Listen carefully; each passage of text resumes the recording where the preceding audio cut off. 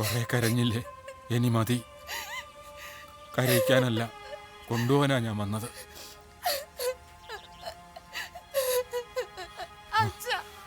എന്നോട് പൊറുക്കണം. എല്ലാം പുറത്തിട്ട് തന്നെയാ ഞാൻ വന്നിനി.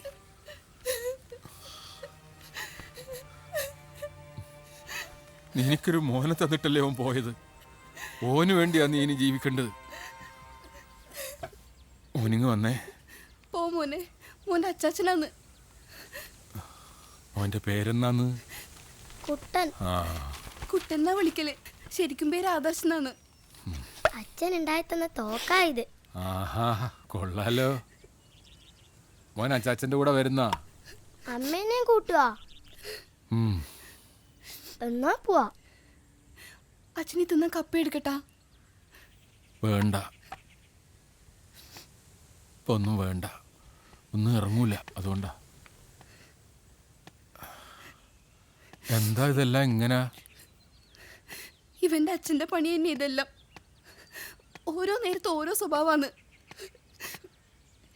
എന്നോട് കൈ കയറിയിട്ട് അവസാനം പോന്ന പോക്കിൽ ചെയ്തു കൂട്ടിയതാണ് ഇതെല്ലാം. ഇനിയിപ്പോൾ അതൊന്നും ഓർക്കണ്ട. നിങ്ങളെ വീട്ടിലേക്ക് കൊണ്ടുപോകാനാ ഞാൻ വന്നിനി. എന്തൊക്കെയാന്ന് വെച്ചാൽ എടുത്തിട്ട് വേഗം വാ. അച്ഛാ, ഞാൻ ഒന്നും പറയണ്ട. ആടത്തെ കാര്യങ്ങളെക്കുറിച്ച് ഓർത്തൊന്നും നീ വേവലാതിപ്പെടണ്ട. ഞാനാ നിങ്ങളെ കൂട്ടിക്കൊണ്ടു പോകുന്നത്.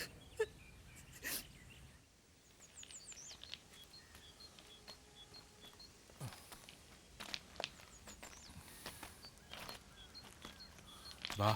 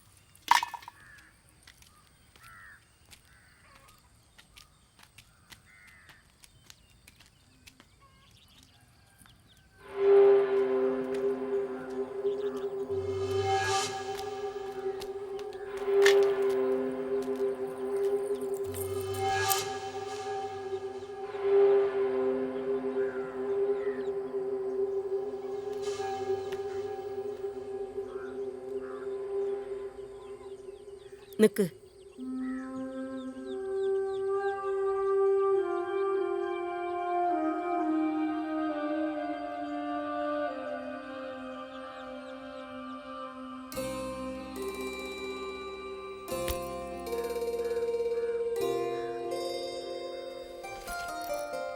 വാ മോനെ.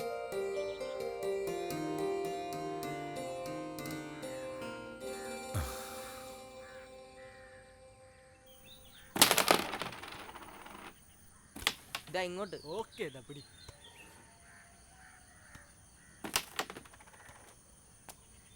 ഇവനടക്ക് തട്ടിപ്പ് കളിക്കേ. അതെല്ലാം നമുക്കറിയില്ല മോനെ. ഇതാ നോക്കിയോ. എന്നാ വേണ്ട ഒരു ടെൻഷൻ. കാര്യങ്ങളെല്ലാം അറിഞ്ഞു. ഏട്ടൻ്റെ ഭാര്യ മോനും വന്നിട്ടുണ്ടല്ലേ? നീ ചെയ്യേണ്ട കാര്യം നിന്റെ അച്ഛൻ ചെയ്തിന്. ഈ വയസ്സാലത്ത് ആളെ ചങ്കൂറ്റ് സമ്മതിക്കണം. എന്താ നിനക്കൊരു പുച്ഛം? നിന്റെ ഏട്ടൻ്റെ ഭാര്യ മോനും അല്ലേ? ഏട്ടൻ്റെ ഭാര്യ മോനും എനക്കിതുവരെ അങ്ങനെ തോന്നിയിട്ടില്ല.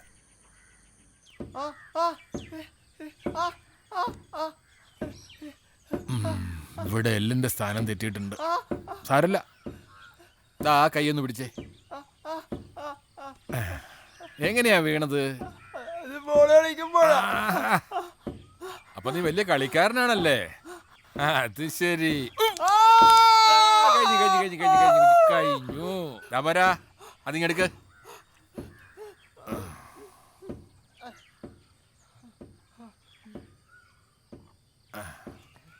എന്നാ പേര്?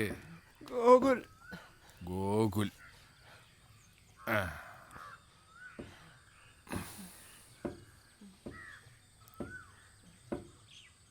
രണ്ടു മൂന്ന് ദിവസം കൈ അനക്കാണ്ട് നോക്കണം.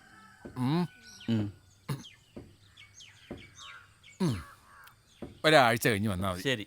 ഓക്കെയോ?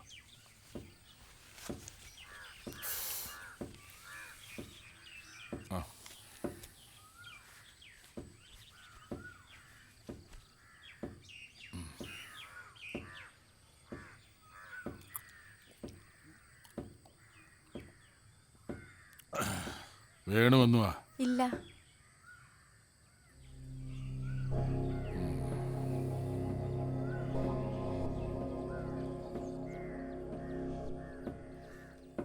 P P P P.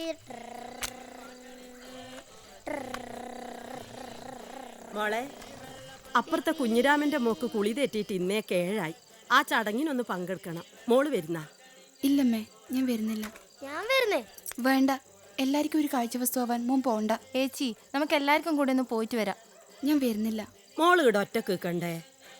അത് സാരമില്ലമ്മേ, എനിക്കിതിലൊരു ശീലായി. എന്നാ മോൻ വാ. മോനെ നോക്കി നടക്കണേ.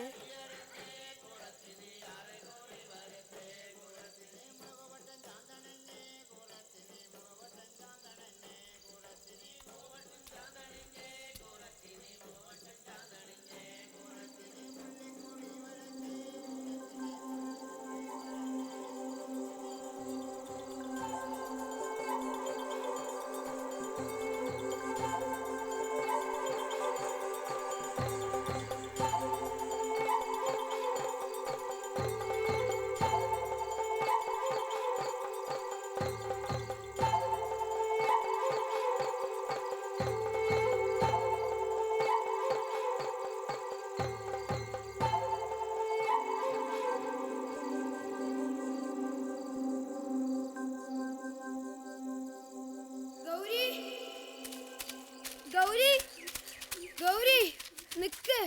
ഗൗരി, നീയാടാ ഓടുന്ന്? നിനക്കെന്താ എന്നോട് ചൊടിയാന്ന്? ചൊടിയൊന്നുമില്ല. വിളിച്ചിട്ടെന്തേ നിക്കാണ്ട് പോയിനി? ഒന്നുമില്ല. നീ ഇപ്പൊ കളിക്കാനൊന്നും വരലില്ലല്ലോ, എന്നാ പറ്റിയത്? ഒന്നുമില്ല അണ്ണട്ടാ. അങ്ങനെ എന്നെ വിടൂല, കാര്യം പറ. ആൺകുട്ടികളൊന്നിച്ച് ചിരിക്കാനും കളിക്കാനൊന്നും പാടില്ല എന്ന് അമ്മ പറഞ്ഞിന്.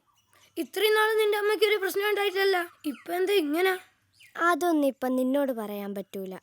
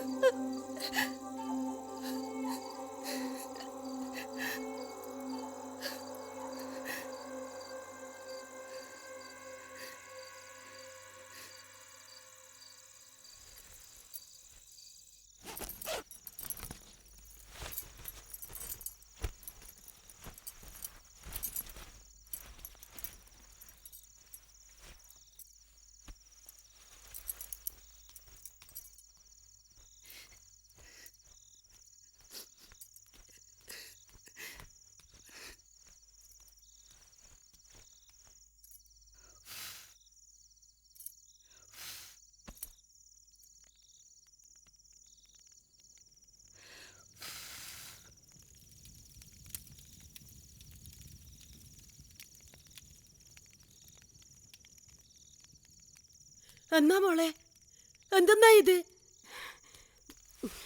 നിനക്കെന്നാ പറ്റിയേ? ഇതെല്ലാം അടുപ്പിലിട്ട് കത്തിക്കാൻ പാടണ്ട. എനിക്കിനി ഇതിന്റെ ഒന്നും ആവശ്യമില്ല. വാ, എണീക്ക്. നീ എന്നാ പറയുന്നൊന്നും എനക്ക് മനസ്സിലാവുന്നില്ല. തൽക്കാലം ഇത്രയും മനസ്സിലാക്കിയാൽ മതി.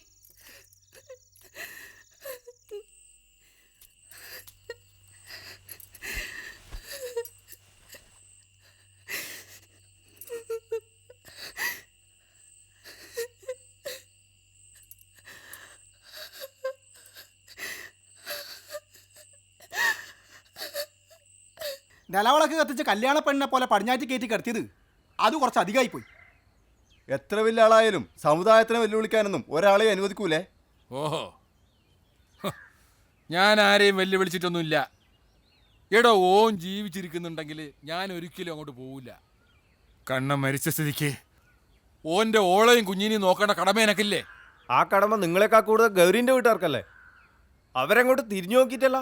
അവർ മലയന്മാരാണ്. സമുദായം പറഞ്ഞതിനപ്പുറം അവർ പോവില്ല. ഓളച്ഛൻ ചിണ്ടപ്പണിക്കർക്ക് അതിൻ്റെ ധൈര്യം ഉണ്ടാവില്ല. ഞാൻ അങ്ങനെയല്ല. ഒരച്ഛനെന്ന നില എനിക്ക് ചില കടമകളും ഉത്തരവാദിത്തങ്ങളും എല്ലാം ഉണ്ട്. അതിൽ വലുതൊന്നും അല്ല സമുദായം. സമുദായക്കാരെന്ന നിലക്ക് ഞങ്ങൾക്കും ഉണ്ട് ചിലത് പറയാൻ. വൈദ്യരെ, ഈ കളി സമുദായക്കാരോട് മാത്രമല്ല ദൈവത്തോടും കൂടിയാണ്. അത് ഓർത്താ നല്ലത്. തിരിച്ചറിവ് വന്ന കാലം മുതൽ കോലം കെട്ടിയാണെന്ന് തുടങ്ങിയതാ ഞാൻ. അറിഞ്ഞുകൊണ്ട് ഇന്നേ വരെ ദൈവനിഷേധം കാട്ടിയിട്ടില്ല. നാട്ടിനടുപ്പ് തെറ്റിച്ച ശിക്ഷയാണ് കണ്ണന് കിട്ടീനി. ഓനേതോ നാട്ടിൽ പെരുവൈക്ക് വീണ് ചത്ത് ചീഞ്ഞത് ദൈവശിക്ഷ അല്ലാണ്ട് വേറെന്തെന്ന്? കണ്ണൻ ചെയ്ത തെറ്റൊന്നും ഞാൻ ന്യായീകരിക്കുന്നില്ല. അതുകൊണ്ടാണ് ഓൻ മരിച്ചു എന്ന് പറഞ്ഞിട്ട് ഞാൻ പോകേണ്ടുന്നത്. പക്ഷേ ഈ മോൻ എന്ത് വഹിച്ചു? ഓൻ തെറ്റൊന്നും ചെയ്തിട്ടില്ലല്ലോ. എത്ര തോന്നിയാസി ആയാലും ഓൻ എൻ്റെ മോനല്ലേ. ഒരമ്മക്ക് ചിലപ്പോൾ മോനെ തള്ളിപ്പറയാൻ പറ്റുമായിരിക്കും, പക്ഷെ തള്ളിക്കളയാനാവോ? പൊറുക്കാൻ പറ്റുന്ന തെറ്റല്ല ഓൻ ചെയ്തിനി. ആചാരപ്പെട്ട കാരണവന്മാരെല്ലാം തീരുമാനിച്ചിട്ടാ ഓനെ സമുദായത്തിൽ നിന്ന് പുറത്താക്കിയിനി. അന്നീ പെരുവണ്ണാനും മുമ്പിൽ നിന്നിട്ടേ എല്ലാം ഞാൻ സമ്മതിക്കാം. പക്ഷെ ദൈവം പോലും കൈവിട്ട സ്ഥിതിക്ക് എനക്കവരെ നോക്കിയേ പറ്റൂ. ഗൗരി എൻ്റെ മോളായിട്ട് ഈ വീട്ടിൽ കഴിയും. ഇത് അമ്പ് പെരുവണ്ണാൻ്റെ തീരുമാനമാണ്. അത് തന്നെയാണ് ദൈവനിശ്ചയം. അതിൽ നിങ്ങൾ ആരും ഇടപെടണ്ട.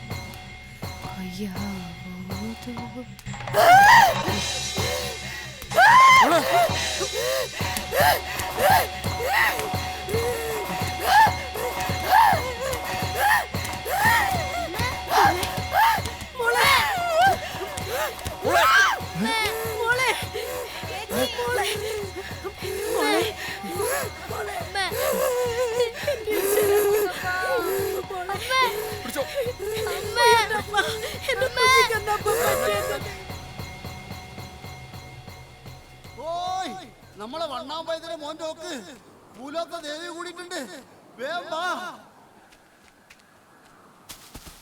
നിങ്ങൾ പറഞ്ഞ ലക്ഷണം വെച്ച് നോക്കുമ്പോൾ അത് ദേവി കൂടിയത് തന്നെ, സംശയം വേണ്ട. പക്ഷെ വൈദ്യര് സമ്മതിക്കണ്ടേ? മനപ്രയാസം കൊണ്ടുണ്ടായ സൂക്കേടെന്നാ വൈദ്യര് പറയുന്നേ. എന്ത് സൂക്കേട്? ചെറുപ്പത്തിൽ ഉത്സവം കണ്ട ഓർമ്മ എൻ്റെ മനസ്സിലുണ്ട്. 10-65 കൊല്ലായി ആടെ ഉത്സവം മുടങ്ങിയിട്ട് ഗൗരീൻ്റെ അമ്മേനെ പോലും ഒന്നും പറ്റിയിട്ടില്ല. ഇന്നേ വരെ കാണുകയോ കേൾക്കുകയോ ചെയ്യാത്തൊരു തെയ്യത്തിന്റെ ചോടും മറ്റും അതുപോലെ ചെയ്യുമെന്ന് വെച്ചാ ദേവി കൂടി തന്നെ, ഒരു സംശയമില്ല. വേറൊരു കാര്യം കൂടിയുണ്ട്. കഴിഞ്ഞ ആഴ്ച കൂലോത്ത ചൂരക്കുണ്ടിൽ വിളക്ക് വെക്കാൻ വേണ്ടി ചെന്നപ്പോ അന്ത്യത്തിരി നാടി ഒരു സർപ്പത്തിനെ കണ്ട് പേടിച്ചു വരും. ഞാനും പറയുന്ന കേട്ടിനി. കുറച്ച് കഴിഞ്ഞ് അന്ത്യത്തിരിയെ 3-4 ആളെയും കൂട്ടി പോയപ്പോ കണ്ടത് സർപ്പം കൽവിളക്കിൽ ചുറ്റിപ്പണഞ്ഞ് കിടക്കുന്നതാണ്. ചൂരക്കുണ്ടില് സർപ്പത്തിന്റെ രൂപത്തിൽ കണ്ട ദേവിയാ ഇപ്പൊ ആ മലയിപ്പെണ്ണിന്റെ ശരീരത്തിൽ കൂടിയിരിക്കുന്നത്. കല്യാണി, നമ്മളെ കൂലോത്ത കാവുന്ന് ദേവി പുറത്തിറങ്ങിന്നാ തോന്നുന്നു. പെരുവണ്ണാന്റെ മോന്റെ ഓളെ വേത്ത് കൂടിയിട്ടുണ്ട്. തെയ്യത്തിന്റെ അതേ പുറപ്പാടല്ലാന്നാ പയമക്കാര് പറയുന്നു. ഇപ്പൊ പോയ നിങ്ങൾക്കറിയാ, ചൂരക്കുണ്ടും കാവുമെല്ലാം പണ്ട് വലിയ പൂങ്കാവനും ആയിരുന്നോലും ദേവസ്ത്രീകൾ പൂ പറിക്കാൻ വരുന്ന സ്ഥലം. അങ്ങനെ ഒരു ദിവസം പൂ പറിക്കുന്നതിന്റെ ഇടയിൽ ഒരു ദേവസ്ത്രീ ചൂരമുള്ളില് കുടുങ്ങിപ്പോയി. രക്ഷപ്പെടാനാവാണ്ട് ഒരു നിലവിളിച്ചു. അപ്പൊ തോട്ടംകാവൽക്കാര് വന്ന ആ ഓരെ രക്ഷിച്ചിന്. പിന്നെ നാരദര് വന്നിട്ട് അന്ന് ഓറ തിരിച്ച് ദേവലോകത്തേക്ക് കൊണ്ടുപോയിന്. അങ്ങനെയാന്ന് ഈട ദേവീന്റെ ചൈതന്യം നമ്മക്കുണ്ടായത്.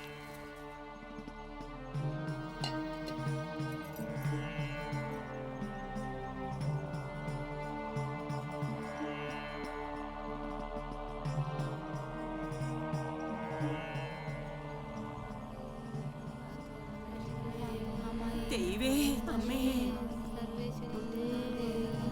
ഞങ്ങളെ കാത്തോളേ. എന്റെ ദേവിയെ കാത്തുരക്ഷിക്കണേ. അമ്മേ, എന്റെ ദൈവേ, കരുണാമയേ, എന്റെ ദേവിയെ രക്ഷിക്കണേ. ഞങ്ങളെ കാത്തോളേ.